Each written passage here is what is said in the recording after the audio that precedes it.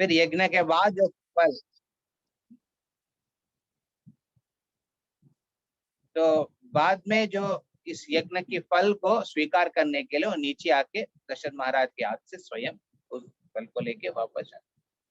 इस प्रकार हम देखते हैं कि यज्ञ के माध्यम से वो लोग अपना धर्म को पालन करते थे और भगवान के प्रति संबंध को बढ़ाने का प्रयास करते। उसमें विशेष करके उस यज्ञ में विष्णु के लिए होते थे। यज्ञ मतलब विष्णु, यज्ञ का मकसद है विष्णु। उस प्रकार तो जो व्यक्ति उस युग में भी अपना जीवन को परिपूर्णता नहीं कर पाया है, तो उन्होंने फिर तीसरा युग में आया है, वो है द्वापर युग। द्वापर युग में विशेष करके हम देखते हैं कि नंद बाबा यज्ञ करने जा रहे थे इंद्र की हर वर्ष की हिसाब से, बट कृष्ण ने क्या किया, यज्ञ को बंद किया है और किनको वर्षिप पूजा करने के लिए बोले थे, गोवर्धन गिरिराज को पूजा करने के लिए। और ये भी कहे कि ये जो गिरिराज है स्वयं मैं हूँ। इस प्रकार उस गिरिराज की विशाल शरीर की बराबर उन्होंने अपना शरीर को दर्शन, अपना अपना खुद की जो रूप को, दिव्य रूप को भगवान ने सब ब्रजवासियों को दिखाते हैं। इस माध्यम से हम सबको बताते हैं कि जो द्वापर युग में जो युग धर्म है वो है विग्रह की आराधना।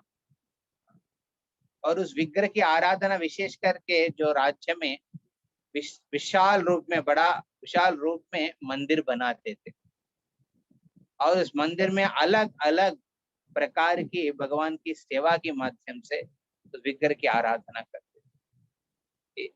ये है युग धर्म द्वापर युग।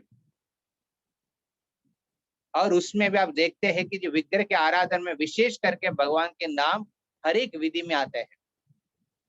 भगवान को मॉर्निंग में उठाने के समय भगवान के नाम आता है, उत्तिष्ठ उत्तिष्ठ गोविंद, उत्तिष्ठ गरुड़ ध्वज, उत्तिष्ठ कमला कांता, त्रैलोक्यम मंगलम कुरु। तो हम देखते हैं कि वो विधि में सुबह से लेके शाम तक जो अच्युतानंद जो जो मुकुंद, लाली परमानंद राम गोविंद, तो इस प्रकार शयन देने तक, इस प्रकार हर एक समय पे गोविंद की नाम है, कृष्ण की नाम, माधव की नाम है लेते थे। इस प्रकार हम देखते हैं कि भगवान के नाम का जो चीज है हर एक युग में, हर एक युग धर्म में उसके एलिमेंट को भरा हुआ है। और विशेष करके जब कलयुग में आया है, जो सबसे बिगड़ा हुआ फिल्टर, इतना फिल्टर होने के बाद भी फिर भी बच गया है, मतलब इतना ना, सतयुग में भी हमने क्लियर करके पास नहीं हुआ है, और उसके बाद द्वापर त्रेता युग में है उसमें भी पास नहीं किया है, और द्वापर युग में उसमें भी पास नहीं किया है, जिसमें हमने शायद ना हमने भगवान के बारे में सुना होगा अपने पिछले जन्मों में, अलग अलग जन्मों में, पर उतना ध्यान नहीं दिया। और ये सब करके फिर कलयुग में एंट्री मारा। तो कलयुग में एंटर में जो संध्या काल चल रहे हैं, कलयुग की संध्या काल, कलयुग 4,32,000 साल रहते हैं, उसमें 5% साल जो होता है उसको संध्या काल कहते हैं।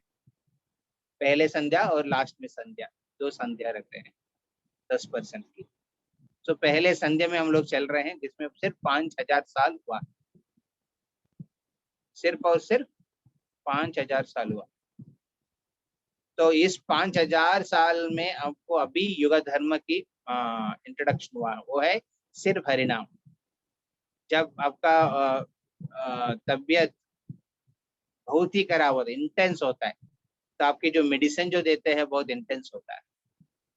उसी प्रकार भगवान भी देखा कि कलयुग में जो भी बच गया, मतलब वो सबसे बिगड़ा हुआ है, उनको लिए बहुत इंपॉर्टेंट है, सबसे इम्पोर्टेंट मेडिसिन देना है, चलो और कुछ नहीं काम नहीं करेगा उनके लिए।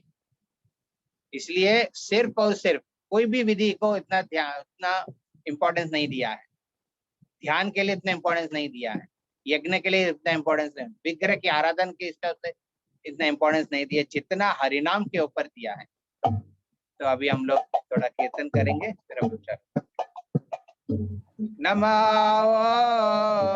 विष्णुपदाय कृष्ण प्रेष्ठाय भूतले श्रीमते भक्ति वेदांत स्वामी इति नामिने नमो विष्णुपदाय एवरीवन कृष्ण प्रेष्ठाय भूतले श्रीमते भक्ति वेदांत स्वामी इति नामिने नमस्ते सरस्वती देवे गौरवाणी प्रचारिणे निर्विशेष शून्यवादी पाश्चात्य देशतारिणे नमस्ते सरस्वती देवे गौरवाणी प्रचारिणे निर्विशेष शून्यवादी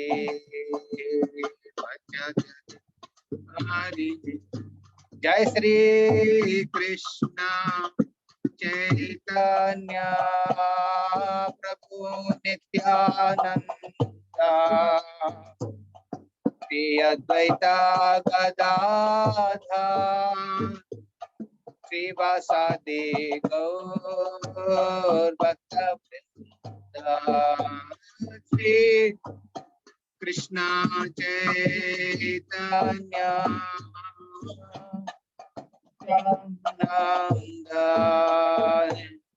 श्री अद्वैता गदाधर श्रीवासादि गौर भक्तवृंद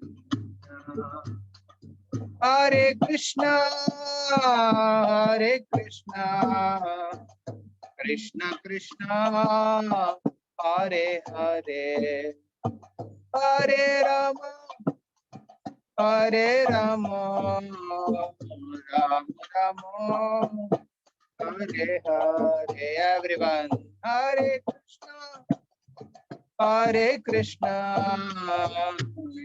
कृष्णा हरे हरे हरे राम राम राम हरे हरे हरे कृष्णा कृष्णा कृष्णा हरे हरे हरे राम राम हरे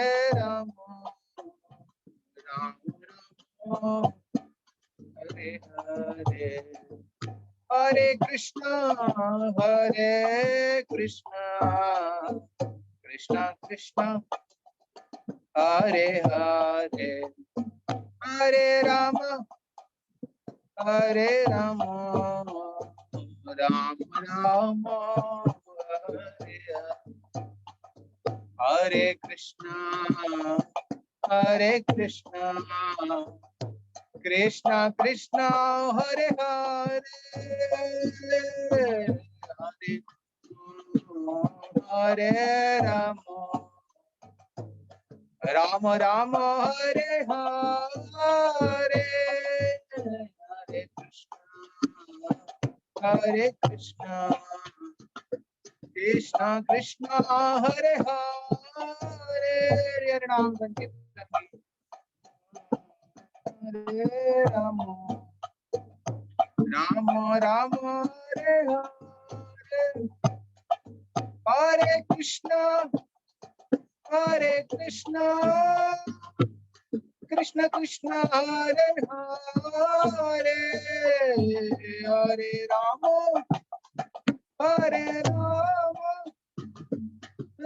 राम हरे हरे हरे कृष्णा कृष्ण कृष्ण हरे हरे हरे राम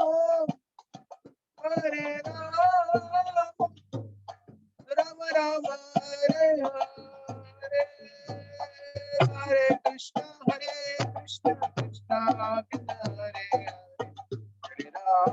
हरे राम राम राम हरे हरे कृष्ण कृष्ण कृष्ण हरे हरे हरे राम राम हरे कृष्ण कृष्ण कृष्ण हरे हरे हरे राम राम राम हरे हरे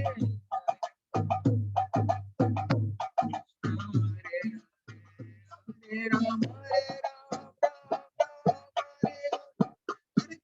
हरे कृष्ण कृष्ण कृष्ण हरे हरे हरे राम राम हरे हरे हरे कृष्ण कृष्ण कृष्ण हरे हरे हरे राम राम हरे हरे राधा गोविंद राधा गोविंद राधा गोविंद जय राधे राधा गोविंद राधा गोविंद राधे जय जगन्नाथ जय जगन्नाथ जय बालदेवा जय सुभद्रा जय जगन्नाथ जय जगन्नाथ जय बलदेवा जय गौरानिताय गौरानिताय गौरानिताय श्री श्री गौरानिताय गौरानिताय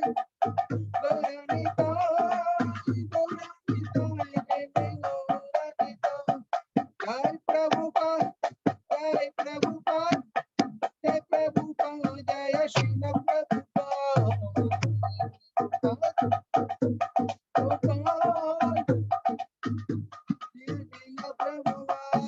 गौर हरि बोल गौर हरि बोल गौर हरि बोल नित्य गौर हरि बोल हरि बोल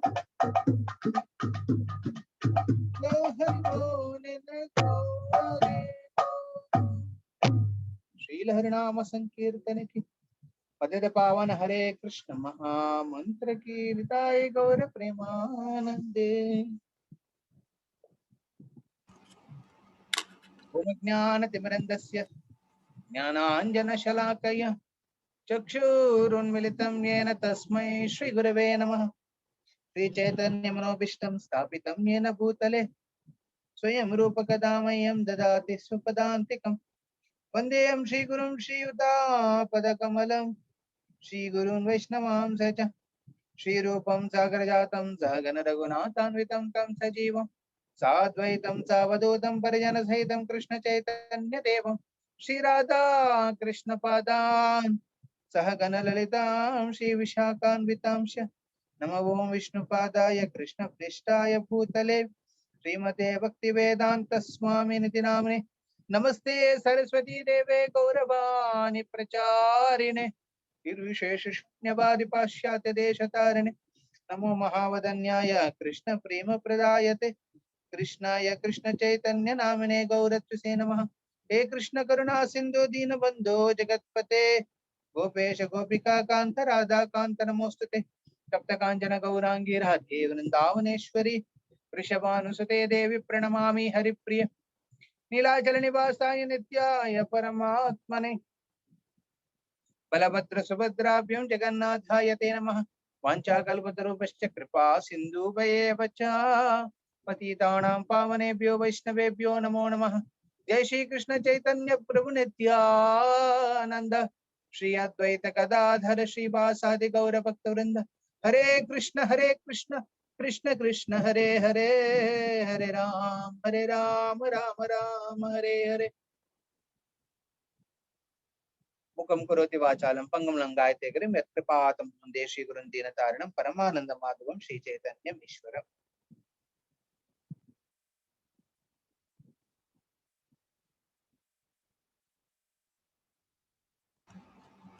हरे कृष्ण प्रभु दंडवत प्रणाम। दंडवत प्रणाम। लेट हो गया प्रभु। आप बाहर से आ रहे थे प्रभु जी अजयपुर? नहीं वो क्लास चल रहा था, थोड़ा लेट से छोड़े। भक्ति शास्त्री का कोर्स चल रहा है ना हमारा, तो ओके इसलिए 5 मिनट का वो क्वेश्चन आंसर का सेशन चल रहा था, तो मैं लीव नहीं कर पाया। लास्ट में रिप्रेजेंट करना था मेरे को। तो हम अभी इस अध्याय की 13 अध्याय की हम लोग हम देखते हैं कि अर्जुन की 6 प्रकार के प्रश्न आते हैं। क्षेत्र क्या है, क्षेत्रज्ञ क्या है, प्रकृति क्या है, पुरुष कौन है, और ज्ञानम क्या है, और ज्ञेयम क्या है। तो इस 6 प्रश्न के उत्तर देते हुए कृष्ण ने दूसरा नंबर वर्ष से लेके लगभग उन्होंने वो चलता है 25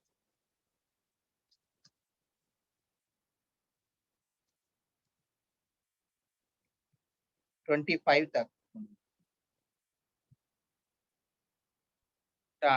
23 नंबर वर्ष तक जाता है।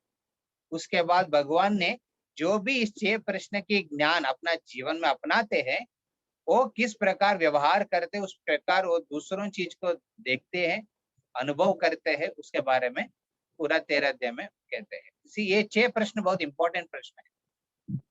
तो हम भी उसके ऊपर विशेष करके अलग अलग होने से उसको समझने का प्रयास करना है। तो हमने पिछले 2 क्लास में हम लोग ये चर्चा किया था, क्षेत्रज्ञ क्षेत्र।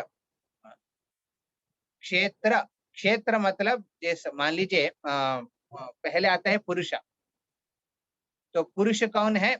2 प्रकार के पुरुष है, हम अभी भगवत गीता के अध्याय में हम पढ़ेंगे अभी। सो पुरुष मतलब जो इस मतलब मान लीजिए परिवार की, आप एग्जाम्पल लीजिए, आपका परिवार में पुरुष है, स्त्री है। हाँ, सो स्त्री का दूसरा शब्द है प्रकृति।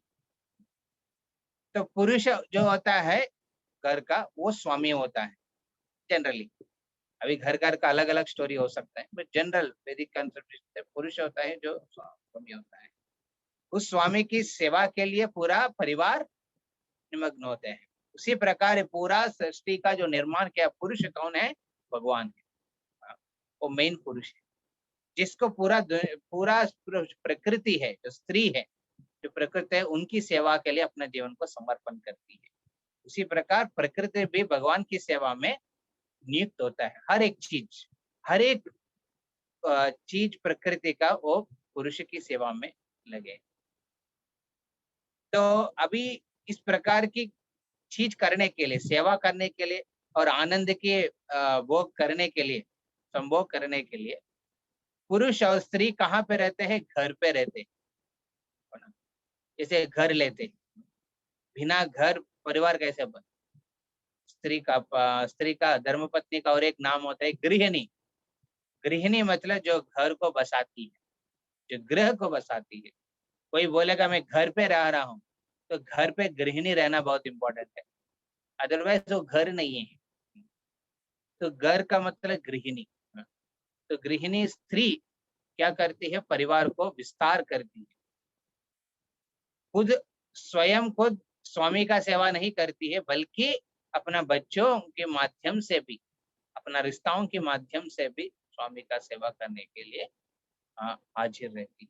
उसी प्रकार प्रकृति सिर्फ अकेला अपना भगवान की सेवा में नियुक्त नहीं होता है, बल्कि प्रकृति भी पूरा इस दुनिया के अलग अलग चीज, अलग अलग एस्पेक्ट्स को लेके भगवान को सेवा करते हैं। उस करने के लिए एक क्षेत्र चाहिए।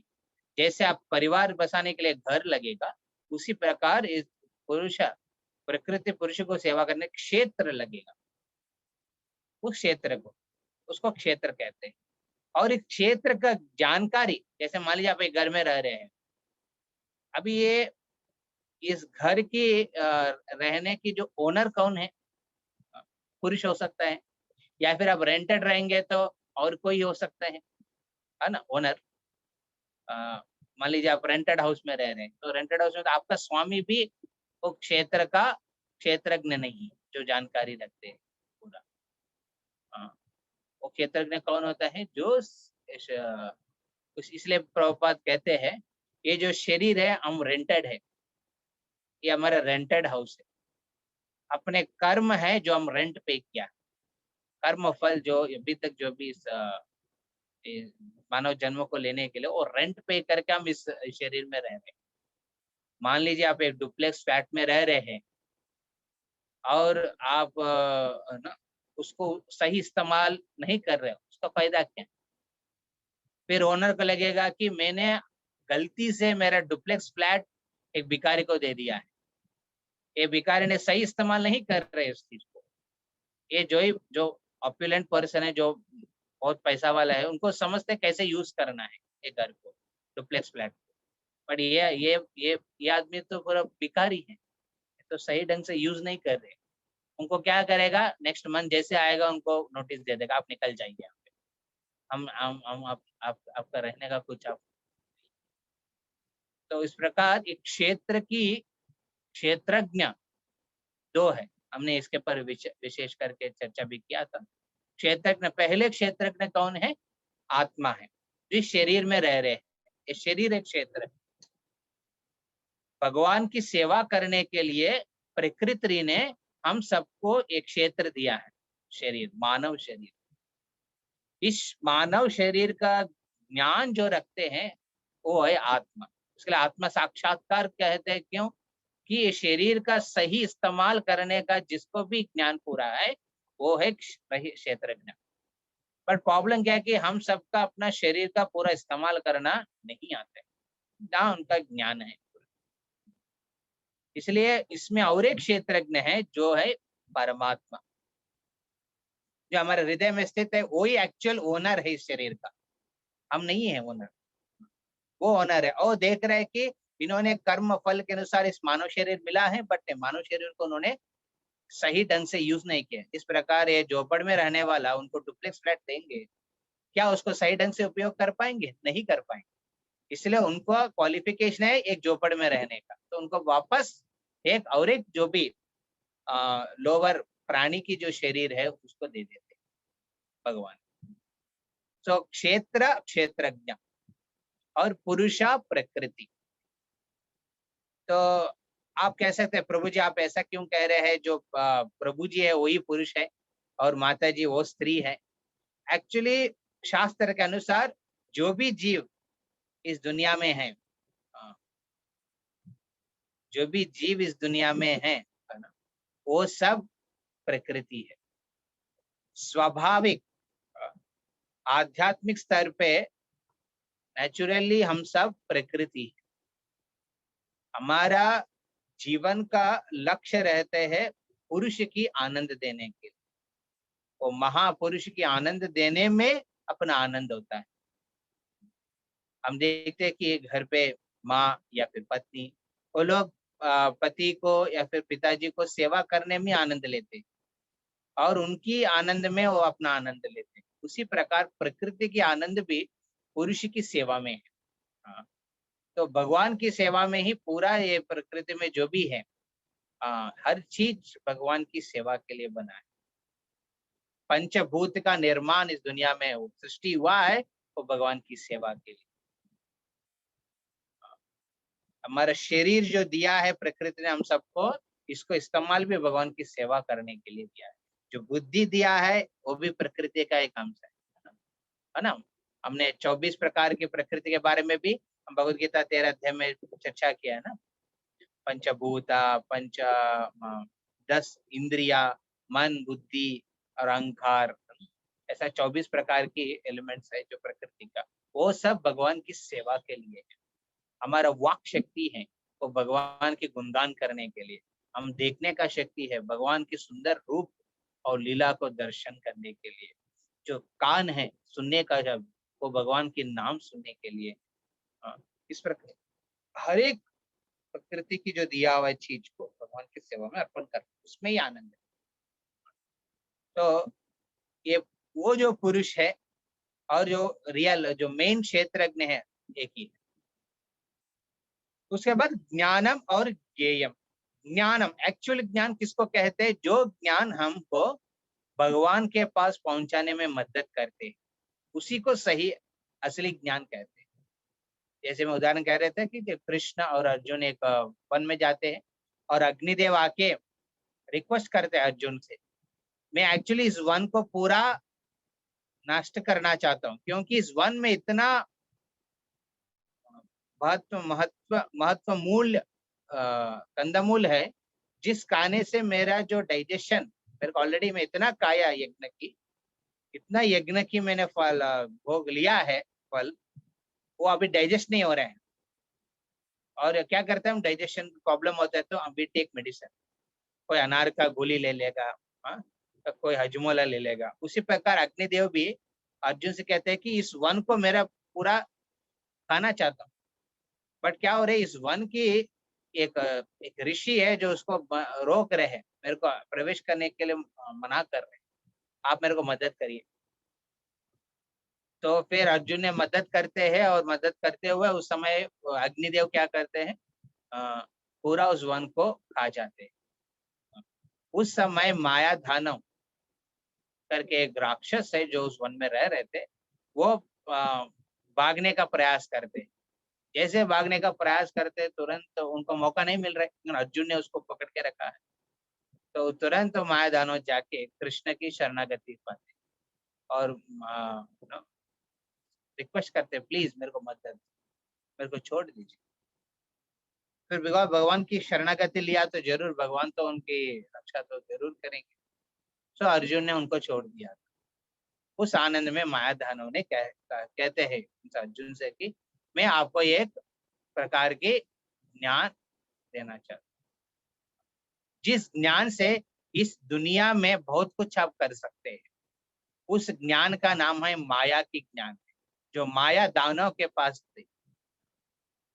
फिर अर्जुन को सोचा कि क्या, उन्होंने सोच रहे थे क्या ये कुरुक्षेत्र युद्ध में, जो धर्म युद्ध में करने जा रहा हूँ बाद में, उसमें मदद करेंगे। तो कृष्ण ने बीच में आके बोलते हैं, नहीं, आप इस ज्ञान को कभी मत स्वीकार मत करिए। ये जो ज्ञान है ये माया दानव की ज्ञान, ये असुर की ज्ञान है। ये दानव दानव राक्षस ये सब एक प्रकार के लेवल की जीव है, उनकी ज्ञान है माया की ज्ञान। ये सिर्फ और सिर्फ कलयुग के लिए छोड़ना है, ये कलयुग वासियों के लिए है, जिसमें वो लोग जाएंगे एलकेजी से लेके UKG, first class, second class, third class, फिर बाद में उन्होंने इंटरमीडिएट करेगा, फिर उसके बाद डिग्री पाएगा, इंजीनियरिंग, हर प्रकार की जो साइंस है, मॉडर्न टेक्नोलॉजिकल साइंस जो चीज है, ये है माया की ज्ञान है। सो कृष्ण ने अर्जुन को निषेध करते उस ज्ञान को पाने के लिए, बल्कि वो बोलता है कि आपका शस्त्र ज्ञान जो चाहिए वो आपको मिलेगा, उससे आप अपना कार्य करो, और मैं जो ज्ञान देना है मैं दूंगा आपको, चिंता मत करो। तो असली ज्ञान भगवत गीता के अनुसार हुआ है आध्यात्मिक ज्ञान, जो एक्चुअली जो आत्मा को भगवान के साथ मिलन करवाते हैं। इसमें हमने चर्चा कर रहे थे लास्ट टाइम 2-3 गुण के बारे में। ये ज्ञान अनुभव करने वाला ज्ञान है, सिर्फ समझने वाला ज्ञान नहीं है। आध्यात्मिक ज्ञान होता है, उसे अनुभव करना चाहिए। तो जी मैं सिर्फ समझना चाहता हूँ स्पिरिचुअल नॉलेज क्या है, समझने से आपका ज्यादा कुछ होगा नहीं है। तो जी मैं कौन हूँ, भगवान कौन है, ये समझ सकते हैं। एक क्लास सुन लीजिए बैठ के, इंटरनेट में वेबसाइट यूट्यूब खोल लीजिए, कोई प्रवक्ता होगा उनसे सुन लीजिए, हो जाएगा। बट उससे आपका परिवर्तन नहीं होगा, उसको अनुभव करना चाहिए। मैं भगवान की दास हूँ, इस ज्ञान को अनुभव करना चाहिए। उसी समय आपने आध्यात्मिक ज्ञान का सही ढंग से समझे। अदरवाइज सिर्फ बुद्धि के लेवल पे हम भक्ति नहीं करना चाहिए, हमारी भक्ति है हृदय के लेवल पे होना चाहिए। अनुभूति है हृदय के लेवल पे, बुद्धि के लेवल के लिए समझना है। जिस समझ के जो प्रयास करते हैं भक्ति करने के लिए, उसका अनुभूति में भी होगा। सो ज्ञान को साक्षात्कार रूप में परिवर्तन करना। तो ये वहां पे 20 प्रकार के गुण के बारे में चर्चा करते हैं।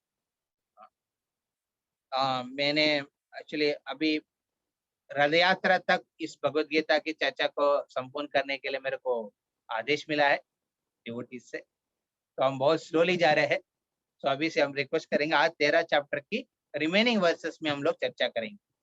जो हमने लास्ट टाइम ज्ञानम की जो 3-4 प्रकार के गुण के बारे में चर्चा किया, रिमेनिंग आप प्रभुपाद के 2 तात्पर्य में आप खुद पढ़िए और उसको अपनाने का प्रयास करें, ठीक है। फिर हम जाएंगे 13 नंबर वर्ष से।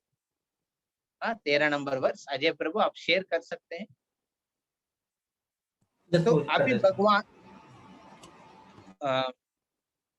जैसे हमने सुना, क्षेत्र मतलब शरीर है, क्षेत्रज्ञ का 2 प्रकार के शरीर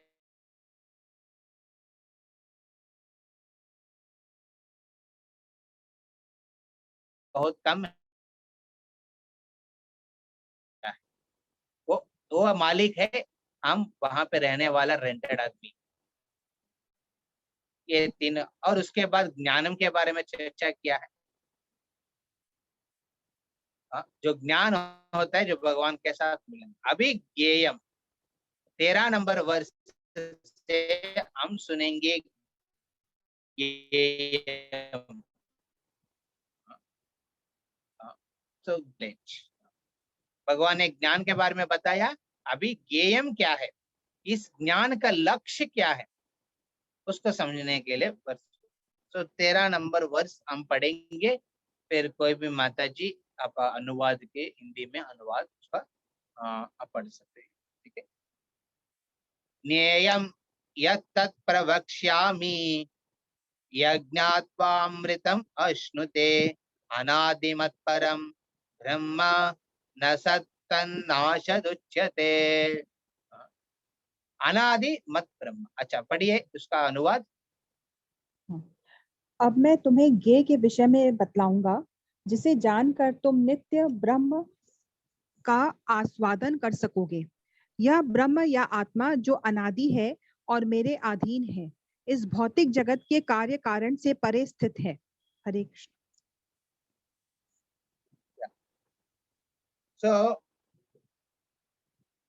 सो इस ज्ञेयम के बारे में समझने से क्या होता है,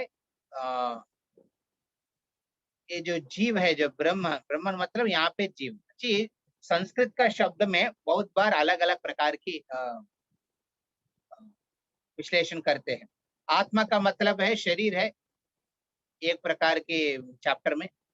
भगवद गीता और एक चैप्टर में आत्मा का मतलब है मन है। फिर बहुत जगह पे आत्मा का मतलब आत्मा है।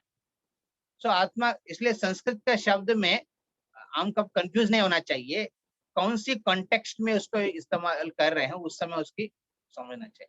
यहाँ पे ब्राह्मण जो शब्द यूज किया है ना, अनादिमत परम ब्रह्म न सत्तन्नाशद उच्यते। तो ब्रह्म, यहाँ पे ब्राह्मण मतलब वो भगवान की जो निराकार वाला नहीं है, तो कांति नहीं है। ब्राह्मण मतलब जीव, जीव के बारे में बता रहे। सो ज्ञेयम लक्ष्य, जब ज्ञान के लक्ष्य समझेंगे तो जीव एक्चुअली भगवान की निरंतर अनादि वो हम भगवान की सबऑर्डिनेट करके रहते हैं, उसके बारे में चर्चा है। तो 14 नंबर वर्ष में जाइए। अच्छा प्रभु नेक्स्ट स्लाइड में जाइए आप। तो ये जो ब्राह्मण वो ज्ञेयम, जो ब्रह्म हमेशा भगवान की सबऑर्डिनेट रूप में रहते हैं, उस भगवान को ज्ञेयम रखते, उसको लक्ष्य कहते हैं। तो इसका मतलब बेसिकली क्या है, हर एक जीव अनादि रूप से भगवान की हमेशा सेवक के रूप में रहा। तो इसलिए ये जो जीव को क्या करना है, ज्ञान का लक्ष्य क्या है, उस भगवान के पहुंचने का प्रयास करना है। उस लक्ष्य उनका रहते हैं परमात्मा, उस भगवान को पहुंचने का प्रयास करना। और ये भगवान के अलग अलग प्रकार के गुण के बारे में 14, 15, 16 और 17 में एक्सप्लेन किया है। अलग अलग प्रकार की क्वालिटीज है। वो ज्ञेयम, वो लक्ष्य, ज्ञान के लक्ष्य ज्ञेयम के बारे में बता रहे। सर्वतः पानिपादं तत् सर्वतो अक्षिक्षिरो मुखम सर्वतः श्रुतिमल्लोके सर्वम आवृत्य तिष्ठति। उनके हाथ, पांव, आंखें, सिर तथा मुंह तथा उनके कान सर्वत्र हैं। इस प्रकार परमात्मा, थोड़ा जोर से पढ़िए माता जी, आवाज थोड़ा कम हो गया। अच्छा, उनके हाथ, पांव, आंखें, सिर तथा मुंह तथा उनके कान सर्वत्र हैं। इस प्रकार परमात्मा सभी वस्तुओं में व्याप्त होकर अवस्थित हैं। हरे कृष्णा। ये गेम के बारे में बता रहे हैं। ज्ञान का लक्ष्य है ये परमात्मा। हमारे हृदय में आप फिंगर इतना साइज की परमात्मा रहते हैं हृदय पे। मान लीजिए कोई भी कीटाणु है, कीटाणु के शरीर में भी परमात्मा है। और विशाल रूप में जो भी जान परमात्मा हर जगह पे है। मान लीजिए ये जो घर बनाया है इसमें मैं रह रहा हूँ, इस घर पे अलग अलग प्रकार के परमाणु है, अणु परमाणु। आप जानते हैं साइंस के हिसाब से कोई भी मटेरियल है जो तो परमाणु है। सो परमाणु एक अणु और अणु के बीच में जो भी स्पेस है वहां पे भी परमात्मा है। अंडांतरस्त परमाणु चयांतरस्तम गोविंदमादि पुरुषम तमहम भजा। सो भगवान की स्थित होने के वजह से हम इस शरीर में रह पा रहे हैं। मान लीजिए शरीर से भगवान निकल जाएंगे तो हम एक क्षण भी शरीर में नहीं रख सकते। मान लीजिए पानी की जो मॉलिक्यूल्स अणु में परमाणु में जो भगवान स्थित है, जैसे भगवान उस पानी की परमाणु से निकल जाएंगे फिर पानी पानी नहीं रहेंगे। अग्नि का जो क्वालिटी है जलाने का और गर्मी देने का, गर्मावट देने का, ये जो शक्ति आ रही है क्योंकि उसकी अग्नि की जो परमाणु में भगवान स्थित है परमात्मा। सो परमात्मा निकल जाएंगे तो उसकी जो क्वालिटीज है वो नहीं। सो ये ऑल परवेडिंग है। भगवान हर प्रकार हर जगह पे है। उनकी आंख, उनकी जो बुझाई, उनकी पैर, उनकी जो हाथ हर जगह पे है। इस प्रकार ये परमात्मा के एक गुण के बारे में चर्चा कर रहे हैं। इस प्रकार परमात्मा सर्वव्यापी है। तो 15 नंबर श्लोक का और एक गुण इस ज्ञेयम ज्ञान के लक्ष्य है जो परमात्मा है उनके गुण के बारे में बता रहे हैं। सर्वेन्द्रिया गुणाभासम सर्वेन्द्रिया विवर्जितम अशक्तम सर्वभृच्छैव निर्गुणम गुणभोक्तृ च। परमात्मा समस्त इंद्रियों के मूल स्रोत हैं, फिर भी वे इंद्रियों से रहित हैं। वे समस्त जीवों के पालनकर्ता होकर भी अनासक्त हैं। वे प्रकृति के गुणों से परे हैं, फिर भी वे भौतिक प्रकृति के समस्त गुणों के स्वामी हैं। हरे कृष्ण। तो यहाँ पे भगवान के आध्यात्मिक गुण के बारे में बता रहे। सो हम भगवान को निर्गुण कहते हैं। निर्गुण मतलब क्या है कि इसका मतलब उनका कुछ गुण नहीं है करके मतलब नहीं। ये भौतिक दुनिया में जो सत्व गुण, रजोगुण और तमस गुण के प्रभाव में कभी भगवान नहीं पड़ते, बल्कि वो इस तीनों गुण की स्वामी है। वो उसको नियंत्रण करने वाला स्वामी है, इसलिए वो ट्रांसेंडेंटल है भगवान।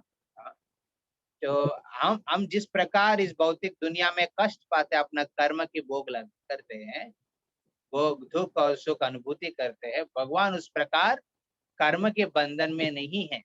आप सब एक गलत विचार में कभी नहीं होना चाहिए कि राम और कृष्ण भी अपना कर्म के बंधन में आके इस जीवन में कष्ट पा रहे हैं फिर आनंद ले रहे हैं। ये गड़बड़ है। ये मत सोचना है कि ये कौन है वो गांधारी की श्राप के वजह से कृष्ण की पूरा वंश नाश हुआ। एक गलत। भगवान ने इस माध्यम से अपना लीला को समाप्त किया है। इसका मतलब ये नहीं है कि उसका नियंत्रण में वो आते। जैसे कोई बड़ा बिजनेस की मालिक होता है, कभी उस बिजनेस में अपना कंपनी में जो बनाया रूल्स रेगुलेशन के अंदर में आ सकते हैं, उसको फॉलो करेंगे।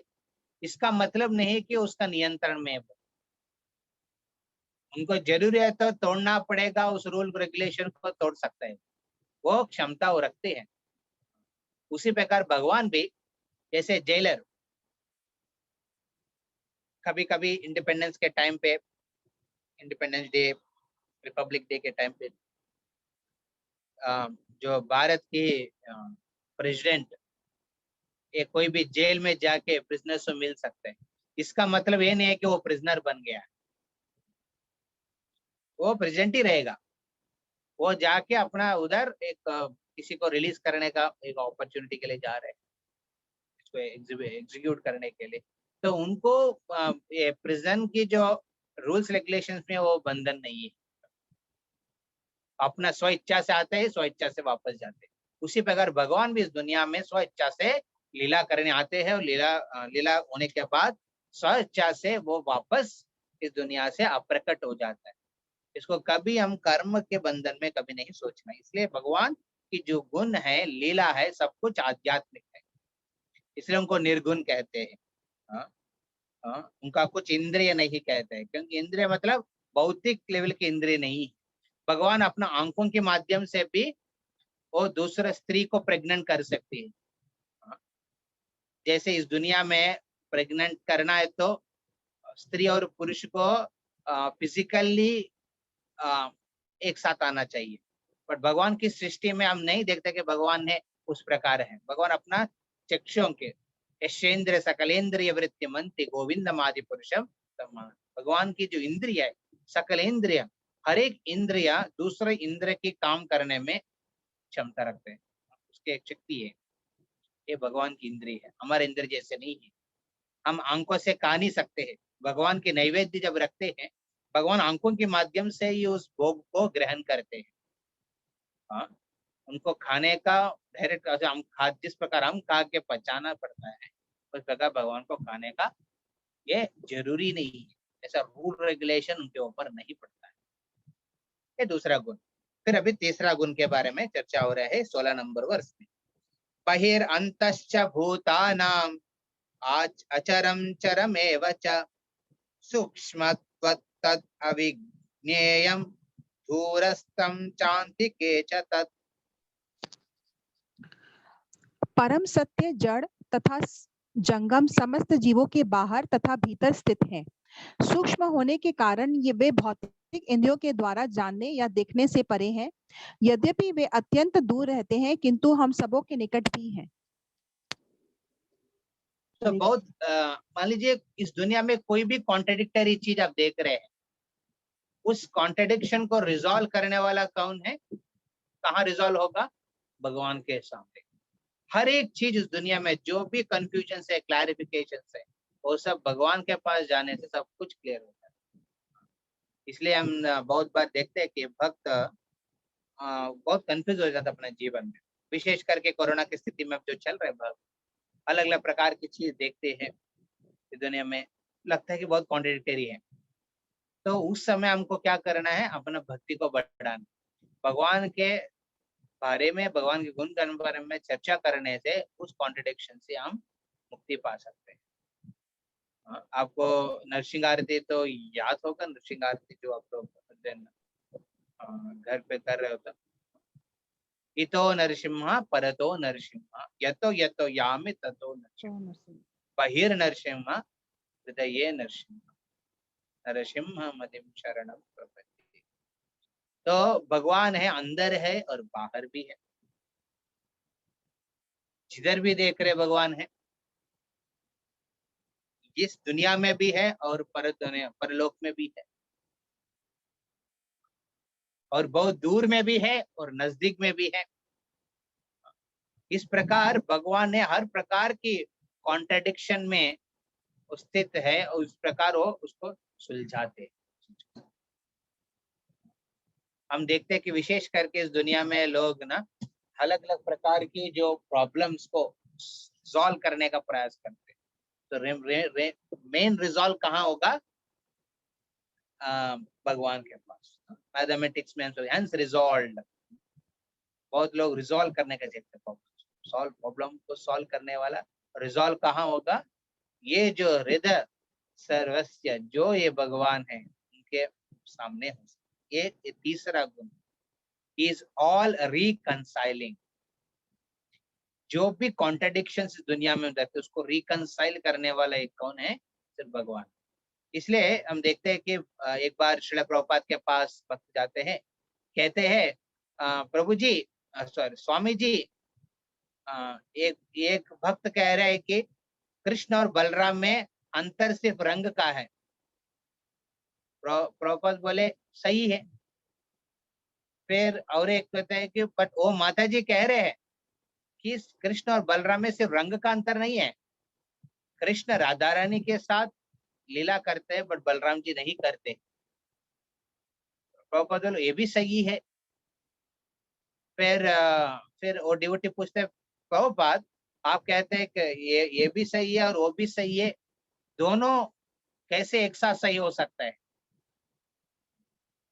तो प्रभुपाद बोले आप भी सही है। तो फिर वो कंफ्यूज हो जाते हैं। फिर प्रभुपाद बोलते आप क्या कहना चाहते हैं, क्या कंक्लूजन होना चाहिए? फिर प्रभुपाद बोलते आप तीनों को मिलके आप डिसाइड करिए क्या आपको कंक्लूड करना है। सो कृष्ण और बलराम दोनों में सिर्फ अंतर है रंग का है, और साथ साथ ये भी है कि कृष्ण की जो गोपियां है और बलराम जी की गोपियां अलग अलग है। बलराम की गोपियां में साधारण नहीं आती है। और ये भी चीज है कि ये दोनों को ना कॉन्ट्रडिक्शंस, एवरी कॉन्ट्रडिक्शन इज रिकंसाइल्ड इन कृष्णा। ये गुण के बारे में यहाँ पे चर्चा कर। सो भक्ति करने के समय ये प्रभु जी सही है, वो माता जी गलत है, इस प्रकार की चर्चा कभी नहीं होता। जो भक्ति है गलत और सही के परे है। It is beyond right and wrong. वैष्णव विधि में हमको ये देखना बहुत, is not who is right and who is wrong, it is beyond right and wrong of this. तो क्योंकि यहाँ पे भगवान से जुड़े हैं। सो 17 नंबर श्लोका में और एक गुण के बारे में चर्चा करते हैं। अविभक्तं च भूतेषु विभक्तम् इव च स्थितं भूता भर्तृ च तज्ज्ञेयं ग्रसिष्णु प्रभविष्णु च। यद्यपि परमात्मा समस्त जीवों के मध्य विभाजित प्रतीत होता है, लेकिन वह कभी भी विभाजित नहीं है। वह एक रूप में स्थित है। यद्यपि वह प्रत्येक जीव का पालन करता है, लेकिन यह समझना चाहिए कि वह सबों का संहार करता है और सबों को जन्म देता है। हरे कृष्ण। सृष्टि स्थिति प्रलय साधन शक्ति रेखा चायेव यस्य विभवानि बिभर्तिर्दुर्गा इच्छानुरूपमपि यस्तत चेतते स गोविन्दमादिपुरुषं तमहं भजामि। सृष्टि स्थिति प्रलय साधन शक्ति रेखा, जो दुर्गा देवी है उनकी विशेष का गुण चर्चा कर रहे थे इस ब्रह्म संहिता की श्लोका में। जो जो शक्ति है, शक्ति का रूप है दुर्गा देवी, जो शक्ति है वो सृष्टि स्थिति और प्रलय। सृष्टि जो ब्रह्मा की कार्य है, स्थिति जो विष्णु की कार्य है, और प्रलय जो शिव जी की कार्य है। इस तीनों चीज करने के लिए वो महाशक्ति के पास वो समर्थ रखती है। बट ये चीज उनके पास कैसे पहुंचा है? इच्छानुरूपम अपि यश्चते स गोविंदमादि पुरुषम तमहम भजामि। वो गोविंद है, स्वयं कृष्ण, उनकी इच्छा के अनुसार और उन्होंने जो प्रसाद, उनकी कृपा के वजह से ये दुनिया की जो शक्ति के रूप दुर्गा ने ये सृष्टि स्थिति और प्रलय करने का सामर्थ्य रखी। तो यहाँ पे यही बोल रहे, is a maintainer and A destroyer. वो स्थिति भी रखते हैं, प्रलय भी करते हैं। वो कभी और सृष्टि भी करते हैं। सृष्टि स्थिति प्रलय। बहुत बार लोग कहते हैं ना, God GOD is a generator, O for operator and D for destroyer। सृष्टि स्थिति प्रलय। तो ये भगवान इस गुण को यहाँ पे प्रस्तुत कर रहे हैं। ये स्वयं कृष्ण अर्जुन को कह रहे हैं, किनके बारे में? वो गेयम के बारे में, जो ज्ञान का लक्ष्य पहुंचे, ये गेयम। पर अभी तक अर्जुन को ये नहीं पता कि ये गेयम कौन है। गेयन का गुण तो बताया है, उस गेयन कौन है 18 नंबर श्लोका में बताया कृष्ण ने। तो उसके बारे में हम थोड़ा पढ़ेंगे उस श्लोका का, फिर उसका अनुवाद तात्पर्य अनुवाद उसका सुनेंगे। ज्योतिषाम अपि तज्ज्योतिष तमसा परमुच्यते ज्ञानम ज्ञेयं ज्ञानगम्यं हृदि सर्वस्य विस्थितम्। वे समस्त प्रकाशमान वस्तुओं के प्रकाश स्रोत हैं। वे भौतिक अंधकार से परे हैं और अगोचर हैं। वे ज्ञान है, ज्ञेय हैं और ज्ञान के लक्ष्य हैं। वे सबके हृदय में स्थित हैं। हरे कृष्ण। तो हम देखते हैं कि यहाँ पे अलग अलग प्रकार के गुण के बारे में बताया था। जो भी इस दुनिया में सूर्य चंद्र की जो कांति है, उस कांति का कारण है यही भगवान। वो कहाँ पे स्थित है? हृदय सर्वस्य विस्थितम। जो भी प्राणी का हृदय है ना, उस हृदय में ये परमात्मा स्थित है। ये ज्ञेयम जो ज्ञान के लक्ष्य है और ज्ञेयम है, वो वहां पे स्थित है। इस प्रकार भगवान ने ये जो 4th नंबर क्वेश्चन ज्ञेयम क्या है उसके बारे में भी यहाँ पे चर्चा की। सो हमने 4 प्रश्न की उत्तर अभी तक हमने भगवत गीता में सुना। क्या है? क्षेत्र, क्षेत्रज्ञ, ज्ञानम और ज्ञेयम। फिर अभी 19 नंबर श्लोक में, नेक्स्ट स्लाइड में जाइए प्रभु जी। यहाँ पे पुरुष के बारे में कहते हैं। तो पुरुष 2 प्रकार की है। जो जीव है उसको भी पुरुष कहते हैं। माता जी भी पुरुष है, क्योंकि वो भी पुरुष की भाव रखती है। इस दुनिया में कोई भी जीव है, बल्कि वो प्रकृति है। हर एक जीव प्रकृति है, बट पुरुष की भाव के वजह से दुनिया में प्रवेश किया। पुरुष के भाव के वजह से इस प्रकृति में बंधन में आया है, और पुरुष की भावना के वजह से वो क्या सुख और दुख का संभोग कर रहे हैं जीवन। इसके बारे में भगवान ने विशेष करके अर्जुन को 20 नंबर श्लोका से लेके 22 नंबर श्लोका तक बताते हैं। ये प्रकृति की बंधन में जब ये पुरुष मतलब जीव, यहाँ पुरुष मतलब भगवान के बारे में नहीं, पुरुष में भी 2 प्रकार के पुरुष है। जीव भी पुरुष है, वी आर स्मॉल एंजॉयर्स, और भगवान है सुप्रीम एंजॉयर। ये समझना बहुत इंपॉर्टेंट है। हमारे में जो आनंद भोग करने का ये भाव कहाँ से आया? भगवान से ही आया, बट हम गलत जगह पे उसको इस्तेमाल कर रहे हैं। जैसे घर पे मान लीजिए माता जी घर पे खाना बना रही है, तो उनकी जो छोटा बच्चे है, बच्ची, वो देखेगा कि माँ ने किचन में इतना बड़ा व्यंजन बना रहे हैं और उनको बहुत एप्रिसिएशन मिलता है और खाने में बहुत स्वाद रहते हैं चीज, तो उनको भी लगा कि मैं भी खाना बनाऊंगा। सो क्या करते हैं, माँ ने उनके लिए एक किचन टॉय बना के देती। एक किचन की सेटअप टॉय है ना, छोटा वाला, इसमें सिलेंडर है, स्टोव है, फिर बेलने वाला है, पानी गर्म करने वाला चीज, ये सब है। सो बच्चे क्या करते हैं, अपना बेडरूम में बैठेगा और उस पूरा किचन सेटअप करके उसमें खाने बनाने का प्रयास करते, आनंद लेते हैं। उन्हें मैं भी खाना बना रहा हूँ, मैं भी गैस लगा रहा हूँ, बल्कि उसमें गैस नहीं है और स्टोव में ना आग आ रहे हैं, ना कुछ खाना बना रहे हैं, फिर भी उसका आनंद होता है।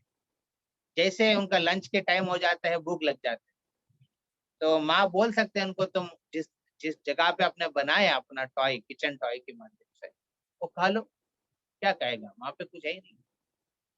उसी प्रकार भगवान भी हम सबको आनंद करने के लिए दुनिया का निर्माण किया। उसमें हम अलग अलग प्रकार के प्रयास करते हैं आनंद लेने का।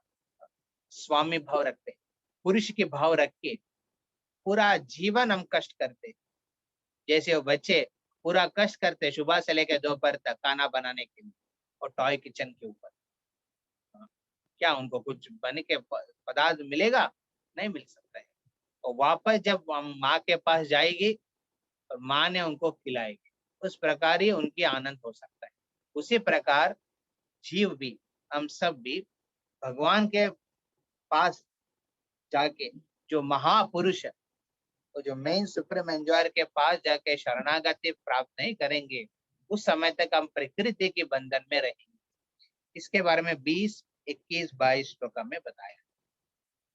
ये यहाँ पे अर्जुन के जो प्रश्न है, पुरुष कौन है, प्रकृति कौन है, इस दोनों का आंसर अभी दे रहे हैं 30 नंबर श्लोका से। प्रकृतिम पुरुषम चैव विद्धि अनादि उभावपि विकारांश गुणांशैव विधि प्रकृति संभवान। नेक्स्ट स्लाइड में जाइए प्रभु। और प्रकृति माता जी तथा पढ़िए अनुवाद। हाँ, प्रकृति तथा जीवों का अनादि समझना चाहिए। उनके विकार तथा गुण प्रकृति जन्य है। हरे कृष्ण। या सो ये अनादि है। अनादि मतलब जिसका आदि नहीं है, इसका बिगिनिंग नहीं है। तो हम सबका कभी बिगिनिंग नहीं है, हम अनादि से है। प्रकृति और पुरुष मतलब जीव, दोनों ने भगवान ने सृष्टि किया, एक समय पे नहीं, वो अनादि से, तो अनादि कहते हैं हम सबको। तो ये जो प्रकृति पुरुषम चैव विद्यनादि उभावपि विकारंश गुणांशैव विधि प्रकृति संभवान। तो उनकी जो परिवर्तन जो हो रहे हैं, जीव अलग अलग प्रकार के शरीर प्राप्त हो रहा है, और प्रकृति भी अलग अलग प्रकार की जो 24 एलिमेंट है उसमें रोल्स जो ले रहे हैं, ये सब यहाँ पे बताया है। ये सब ये क्यों हो रहा है, मोड्स ऑफ द मैटर, त्रिगुण की प्रभाव से ये हो रहा है। 21 नंबर श्लोक। ये प्रकृति का लक्ष्य है ना, एट टाइम इन्फ्लुएंस होता है 3 प्रकार के गुण, रजोगुण, तमोगुण और सत्वगुण। सत्व गुण के माध्यम से ये सृष्टि का निर्माण होता है, सृष्टि होता है। और नहीं, रजोगुण के माध्यम से इस दुनिया का सृष्टि होता है, और सत्वगुण के माध्यम से इस दुनिया की स्थित होता है, और तमोगुण के माध्यम से इस सृष्टि का विनाश होता है। ये 3 गुणे की वजह से ही हम देखते हैं कि जीव भी अलग अलग प्रकार के शरीर को पाती है। हाँ, ये चेंजेस होता है। 21 नंबर में ये प्रकृति और पुरुष की जो रोल्स के बारे में बता रहे हैं। कार्य कारण कर्तृत्वे हेतु प्रकृति उच्यते, पुरुषा सुख दुःखानां भोक्तृत्वे हेतुरुच्यते। प्रकृति समस्त भौतिक कारणों तथा कार्यों परिणामों की हेतु कही जाती है, और जीव पुरुष इस संसार में विविध सुख दुख के भोग का कारण कहा जाता है। हरे ये बहुत सुंदर एक्सप्लेनेशन है। ये जो श्लोका में हम समझ सकते हैं कि पुरुष और प्रकृति, पुरुष मतलब जीव, आप इस यहाँ पे हम लोग पुरुष का मतलब जीव, छोटा जीव, इसलिए आप देखेंगे पुरुष की जो पी है, छोटा पी दिया है 21 नंबर पॉइंट पे। पुरुष पी मतलब छोटा जीव, बड़ा जीव मतलब महाजीव जो है भगवान, उनके महापुरुष है, वो जीव भी नहीं है। तो जीव को पुरुष कह रहे हैं। तो पुरुष और प्रकृति के रोल्स के बारे में बता रहे हैं। प्रकृति क्या करते हैं, सिचुएशन को अरेंज करते हैं। जीव क्या करते हैं, ये सिचुएशन अरेंज करने का कारण वो खुद बनते हैं। मान लीजिए हमको इस प्रकार के शरीर मिला है, ये प्रकृति ने दिया है, बट इस प्रकार के शरीर ही क्यों नहीं मिला आपको? आप इस प्रकार बंगाल में क्यों जन्म लिया है, या फिर आपने उस प्रकार के ये फैमिली में क्यों जन्म लिया है? आपकी बुद्धि इतना ही क्यों है? आपके टैलेंट इसी प्रकार क्यों है? आप देखने में ऐसा क्यों है? ये सब आपको प्रकृति ने दिया है, बट प्रकृति ने ये देने के बाद इसकी जो संभोग दुख सुख की जो अनुभूति है, सिर्फ वो पुरुष जो जीव है उसका रहते हैं। We are the maker of our own destiny, ऐसा बताते स्टेटमेंट। हम खुद अपना नीति को बना के, बट हम लोग अपना कार्य के माध्यम से जब एक नीति को रखते हैं, वो प्रकृति अरेंज करके देती। अलग अलग प्रकार के पनिशमेंट होता है जेल्स में, डिपेंडिंग ऑन द एक्टिविटी, जो क्रिमिनल एक्टिविटी वो प्रिजनर करते हैं, उस बेसिस में उनको इस प्रकार के पनिशमेंट देते हैं। तो उसी प्रकार जीव है कारण है अपना दुख सुख का, और वो अरेंजमेंट जो करके देते हैं वो प्रकृति है।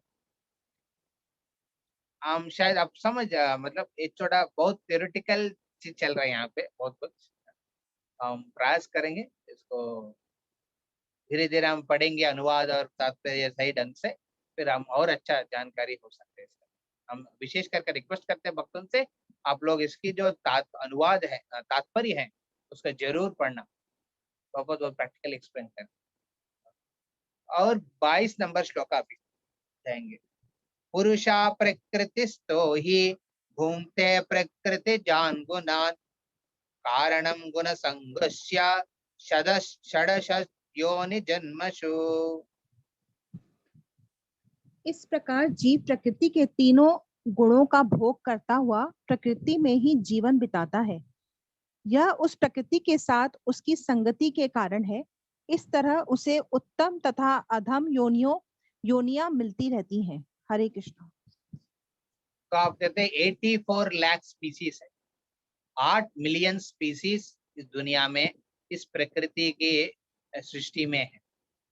और जीव अपना दुख और सुख को इस अलग अलग प्रकार की जो शरीर को पाके अनुभूति करते हैं। तो यहाँ पे ये बता रही है क्यों होता है, अपने गुण, ये प्रकृति के गुण के बंधन में आके जीव अपना इच्छा के अनुसार इच्छा को इस्तेमाल करते, दुरुपयोग करते हैं। जो भगवान ने फ्रीडम दिया है हम सबको, विल पावर है ना, विल पावर है ना सबका, इच्छा, खुद को इच्छा करने का। सो हम एक यंत्र में बैठा है, आपकी इच्छा के अनुसार आपको फैसिलिटी मिलेगा, या फिर डिमोशन होगा, प्रमोशन और डिमोशन। उस प्रकार जीव का एक बड़ा शरीर मिल सकता है, मानव शरीर, या फिर उससे बड़ा शरीर है देव देवताओं का शरीर। आप भी देव बन सकते हैं, देवता बन सकते हैं, डिपेंडिंग आपके कर्म के अनुसार। या फिर आप एक जानवर भी बन सकते हैं, या फिर राक्षस दानव उस प्रकार के शरीर भी पा सकते हैं, depending on your bad activities.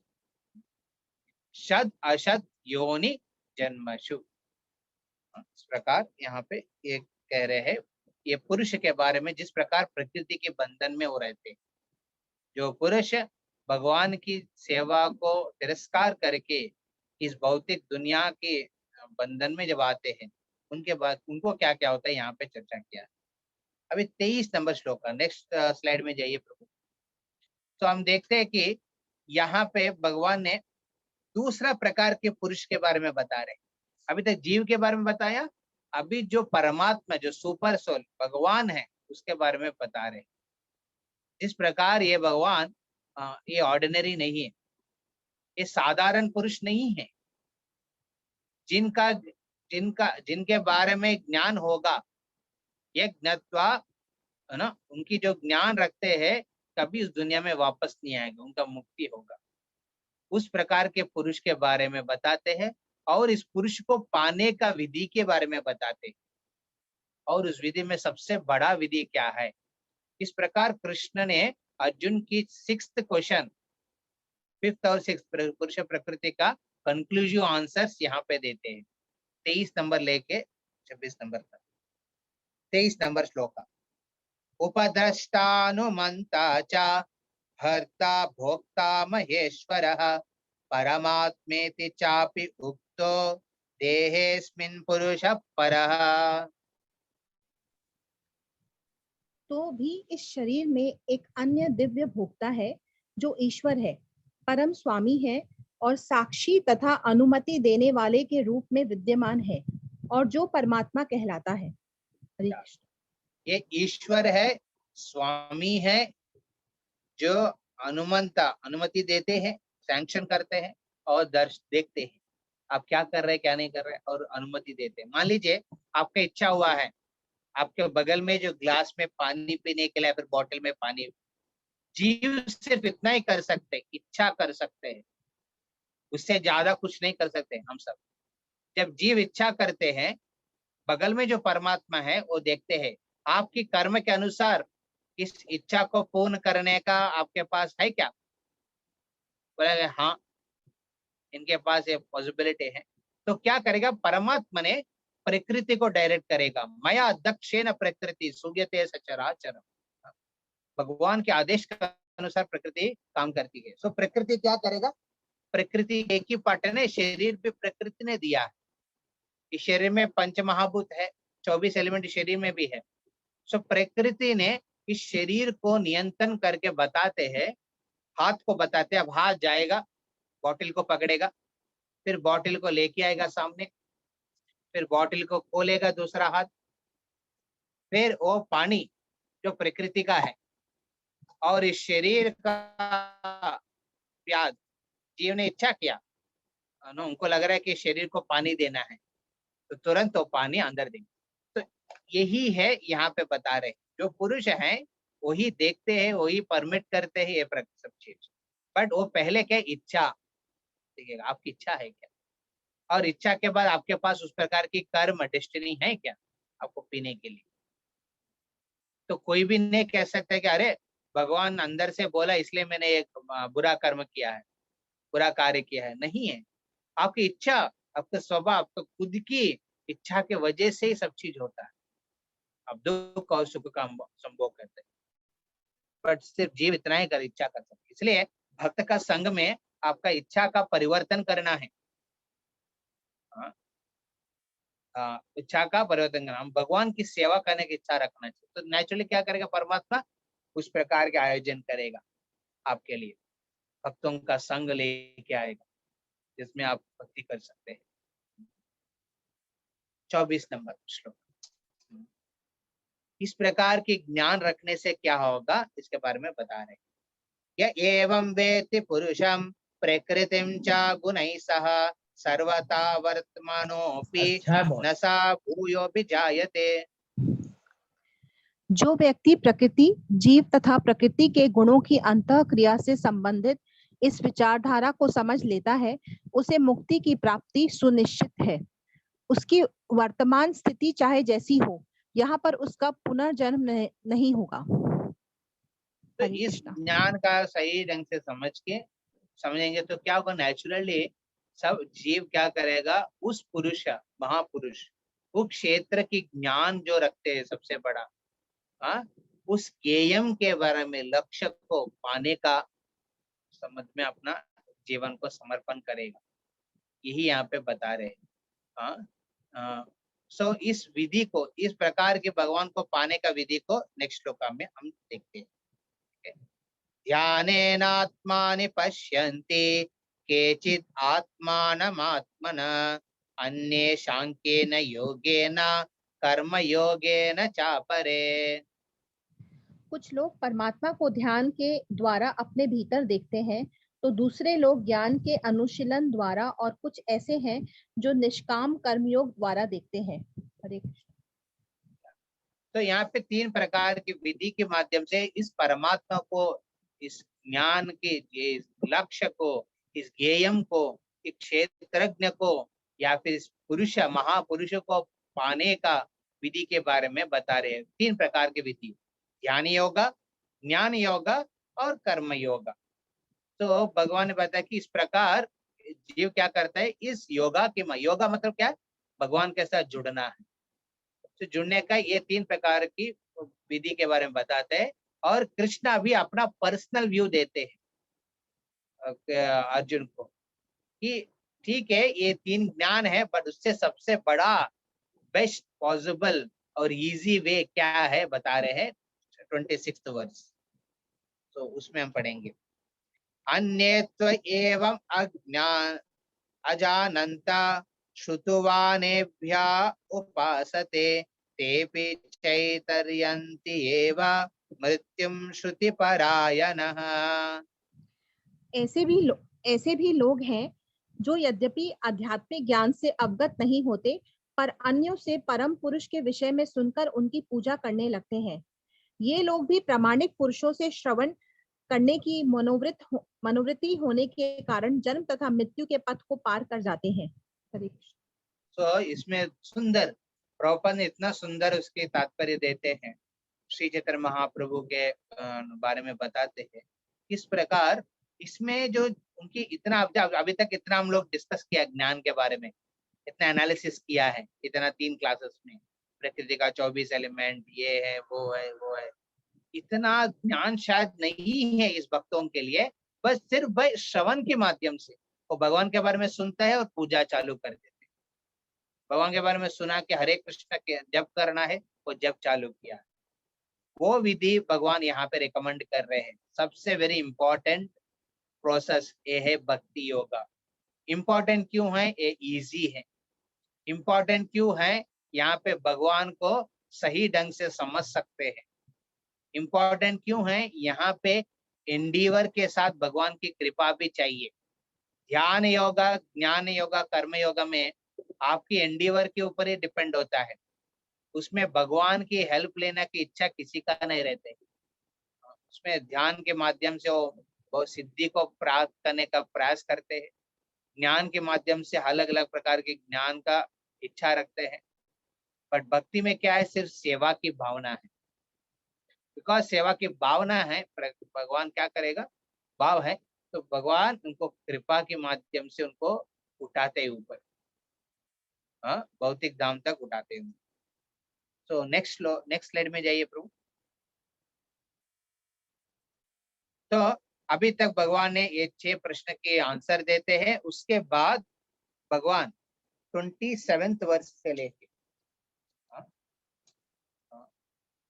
यहाँ पे अलग अलग क्या क्या होता है उस ज्ञान, इस प्रकार के 6 प्रश्न का ज्ञान जो रखते हैं, इनके लिए क्या क्या होता है, ये कंटिन्यू होता है लगभग 35 वर्ष तक।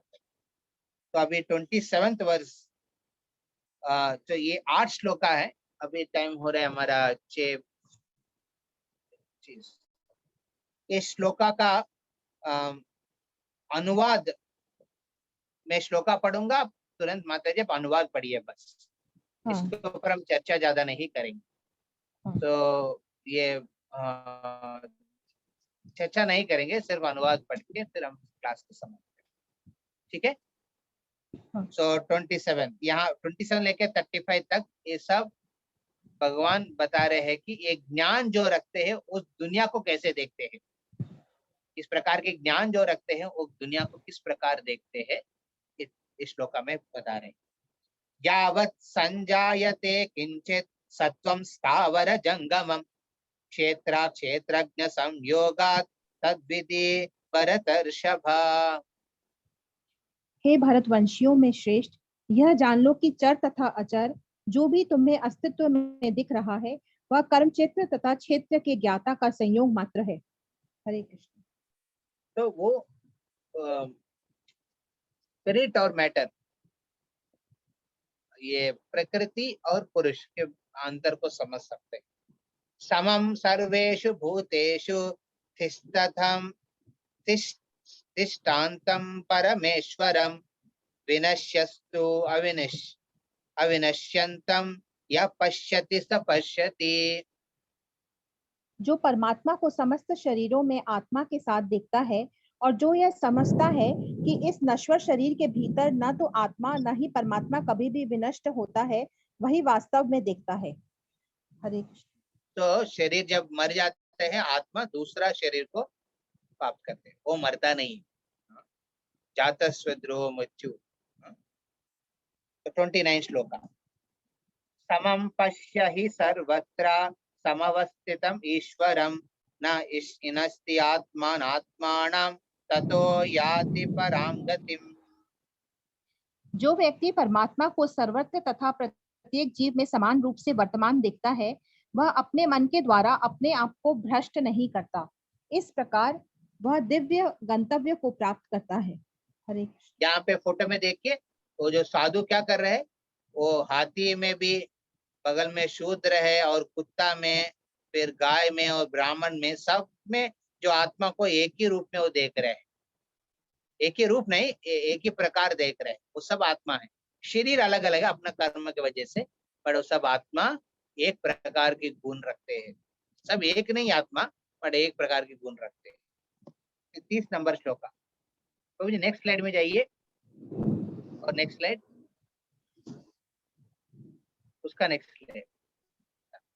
यहाँ पे 30 नंबर और 35 तक यहाँ पे ये इस प्रकार के ज्ञान चक्षु जो रखते हैं, आत्मा की ज्ञान, परमात्मा के ज्ञान, पुरुष की ज्ञान, प्रकृति के ज्ञान और ज्ञानम की जो अनुभूति करते हैं, उन उस प्रकार व्यवहार करते हैं। उस और क्या देखते हैं उसके बारे में यहाँ पे बताएं।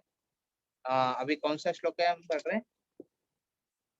30 नंबर ना? क्या? हाँ। प्रकृतैव च कर्माणि क्रियमाणानि सर्वशः यः पश्यन्ति तदात्मानम् अकर्तारं स पश्यति। जो यह देखता है कि सारे कार्य शरीर द्वारा संपन्न किए जाते हैं, जिसकी उत्पत्ति प्रकृति से हुई है, और जो देखता है कि आत्मा कुछ भी नहीं करता, वही यथार्थ में देखता है। हरे कृष्ण।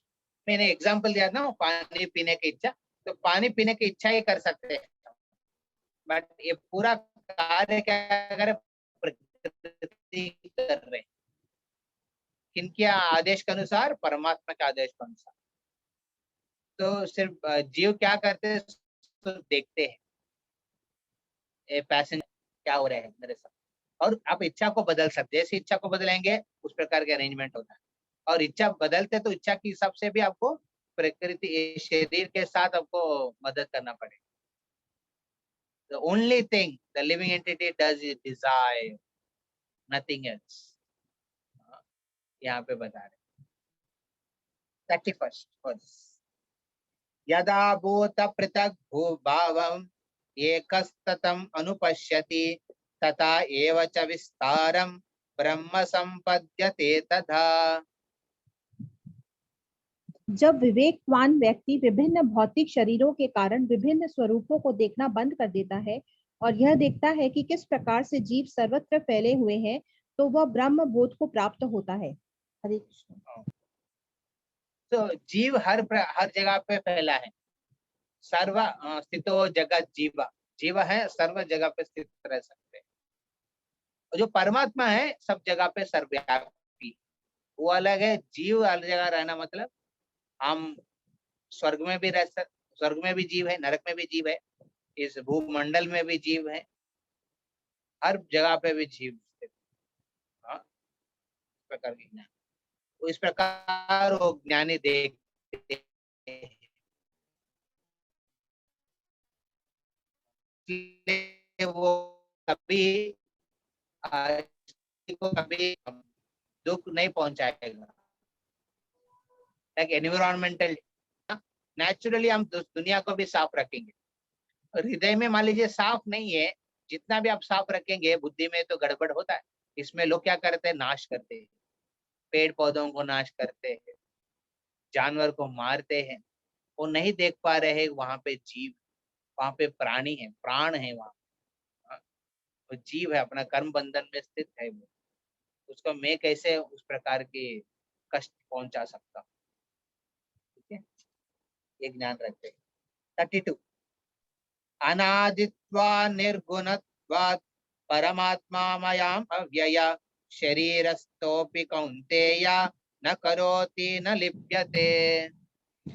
शाश्वत दृष्टि संपन्न लोग यह देख सकते हैं कि अविनाशी आत्मा दिव्य, शाश्वत तथा गुणों से अतीत है।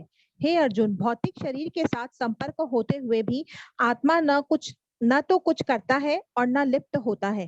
हरे कृष्ण। इसको ये और एक्सप्लेन कर रहे थे। और 23 नंबर, यथा सर्वगतम सौक्ष्म्यात् आकाशम नोपल्प्यते सर्वत्राविस्थितो देहे तदात्मानोपलिप्यते। यद्यपि आकाश सर्वव्यापी है, किंतु अपनी सूक्ष्म प्रकृति के कारण किसी वस्तु से लिप्त नहीं होता। इसी तरह ब्रह्म दृष्टि में स्थित आत्मा शरीर में स्थित होते हुए भी शरीर से लिप्त नहीं होता। यहाँ पे एग्जाम्पल दिया है, एग्जाम्पल बता रहे आकाश का। हाँ, आकाश में लगता है कभी कभी सूर्य की वजह से दिखता है, बादल नहीं, जैसे रिसेंटली हो जाता है, या आकाश इफेक्ट नहीं हो रहा है, हमको ऐसा दिख रहा है। बादल अलग है, आकाश अलग है, आकाश तो आकाश।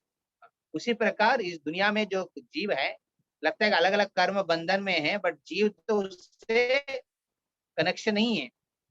जीव का कभी नाश नहीं होता है। जीव अपना क्या है, अपना अहंकार के वजह से वो इस सिचुएशन को आइडेंटिफाई कर लेते हैं। वो सोचेंगे मैं सुअर हूं, और सोचेगा मैं मानव हूं। इस प्रकार ये सोच में पड़ जाते हैं। अदरवाइज जीव तो क्लियर है। और एक एग्जाम्पल 34 वर्ष में कह रहे हैं।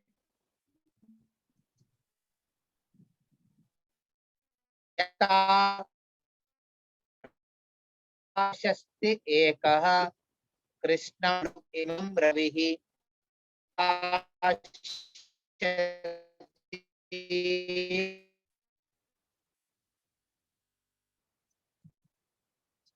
क्या हो गया? आपका आवाज नहीं सुन रहा। तो नेटवर्क इशू हो रहा है मुझे लगा। हाँ हाँ आज ब्रेक वर्ड ही लग रहा है, नेटवर्क इशू हो रहा है कुछ। ओके ओके, वो पढ़ नहीं पा रहे हैं। अच्छा मैं पर- पढ़ती हूँ। हाँ। हाँ मैं हाँ। हे भरतपुत्र, जिस प्रकार सूर्य अकेले इस सारे ब्रह्मांड को प्रकाशित करता है, उसी प्रकार शरीर के भीतर स्थित एक आत्मा सारे शरीर को चेतना से प्रकाशित करता है। हरे कृष्ण। यहाँ पे सूर्य के एग्जाम्पल पे दे रहे हैं। प्रकाश करते उसी प्रकार ये शरीर में भी आत्मा के वजह से पूरा ये शरीर प्रकाश होता है। और 35 लास्ट वर्स यहाँ पे, क्षेत्र क्षेत्राग्नयोर एवं अंतरम ज्ञान चक्षुषा भूता प्रकृति मोक्षम च ये विदुर यान्ति ते परम। ये फलश्रुति है, यहाँ पे बता रहे बता। जो लोग ज्ञान के चक्षुओं से शरीर तथा शरीर के ज्ञाता के अंतर को देखते हैं और भव बंधन से मुक्ति की विधि को भी जानते हैं, उन्हें परम लक्ष्य प्राप्त होता है। हरे कृष्ण। हरि बोल। सो मुक्ति का विधि क्या है? कृष्ण इसमें सबसे श्रेष्ठ किसके बारे में बताते हैं? ज्ञान योगा, ज्ञान योगा, कर्म योगा, भक्ति योगा, ये 4 प्रकार की विधि कहते हैं। उसमें बताए भक्ति योग है सब, ये है मुक्ति का विधि, सबसे बेस्ट पॉसिबिलिटी। हाँ, हरे कृष्णा कृष्णा कृष्णा हरे हरे, हरे राम राम राम हरे हरे। तो हम आज ये जो वेरी कॉम्प्लिकेटेड और थियोरेटिकल जो ज्ञान के बारे में हम लोग चर्चा किया, बट ये ज्ञान एक्चुअली थियोरेटिकल नहीं, जिसका अनुभूति होगा ना, ये बहुत आस्वादित चैप्टर है, अध्याय 13 नंबर। तो इसलिए श्री चैतन्य महाप्रभु बोलते हैं कि ज्यादा चिंता मत करो, इस उम्र में आप 100 साल भी नहीं जीते कोई, उसमें सिर्फ 60 साल 70 साल एवरेज चलता है व्यक्ति का। तो उसमें अपना समय बहुत मूल्य है। उस समय में भक्ति को अनुभूति करना है, भक्ति को समझने का, अलग अलग प्रकार के ज्ञान समझने में समय देंगे तो भक्ति का अनुभूति करने में दूर हो जाएंगे। इसलिए भक्ति का अनुभव करने के लिए हम अपना भगवान के नाम जप, भक्तों के संग में भगवान की गुण लीला के श्रवण और भगवान की सेवा, इस प्रकार हम अपना जीवन को जब समर्पण करते हैं भगवान के सामने, जरूर भक्ति का अनुभूति होता है। इसलिए आज की इस क्लास की जो एक सुंदर रूप में परिवर्तन करने के लिए अपना अपना हरिनाम और प्रभुपाद की जो तात्पर्य पढ़ी है, और विशेष करके कल हमारा जो मंथली क्लास है मॉर्निंग में, उसमें हम इतना ज्ञान के बारे में चर्चा नहीं करेंगे। हम वहाँ पे रामायण के बालकांड का विश्लेषण से चालू कर रहे हैं। यहाँ पे आप सबके रिक्वेस्ट करता हूँ उस क्लास में 11 बजे टुमारो मॉर्निंग संडे को आप अटेंड करें। उसमें हम भगवान की लीला सुनेंगे। भगवान या ज्ञान तो अभी तक सुना है, तो हम अभी भगवान ने किया हुआ लीला के माध्यम भगवान के भक्तों ने, और रामायण इतना स्टोरी से भरा है ना, लगे कि आप कुछ स्टोरी ऐसा है आपने कभी सुना भी नहीं होगा। तो हम उसके बारे में धीरे धीरे हम हरे कृष्णा कृष्णा कृष्णा हरे हरे, हरे राम राम राम राम हरे हरे। और नेक्स्ट सैटरडे के हिसाब से हम लोग जो क्लासेस कर रहे हैं, नेक्स्ट सैटरडे शायद एक हमारा मीटिंग है, हम चिल्ड्रन और टीनेज प्रीचिंग के बारे में हम मीटिंग कर रहे हैं। जगन्नाथ भक्त वृक्ष में अभी पोस्ट करेंगे उसके बारे में। तो वो सैटरडे को लोग रिक्वेस्ट किया मीटिंग करने का, उस टाइमिंग मोस्टली ही टाइम पे होगा। तो उस समय नेक्स्ट सैटरडे को क्लास नहीं रख रहे हैं, मोस्टली प्रोबेबली वही होगा, बिकॉज अध्यक्ष माजापुर मेरे को कह रहे थे सैटरडे को ही टाइम लग रखने के लिए। तो मेरा एक पॉइंट है कि उसके नेक्स्ट वीक्स में हम एक एक वीक में एक एक चैप्टर हम कंप्लीट करेंगे। हम बहुत डेप्थ में नहीं जाएंगे, थोड़ा विश्लेषण करके एक्सप्लेनेशन देंगे। ठीक है, हरे कृष्ण। हरे कृष्ण, धन्यवाद सभी भक्तों का बहुत बहुत धन्यवाद। तो आज का सेशन हम लोग समाप्त करते हैं और कल सबको रिक्वेस्ट करते हैं कल 11 बजे क्लास में ज्वाइन करने के लिए। मैं लिंक शेयर कर देता हूँ। हरि बोल। हरे हरे कृष्ण।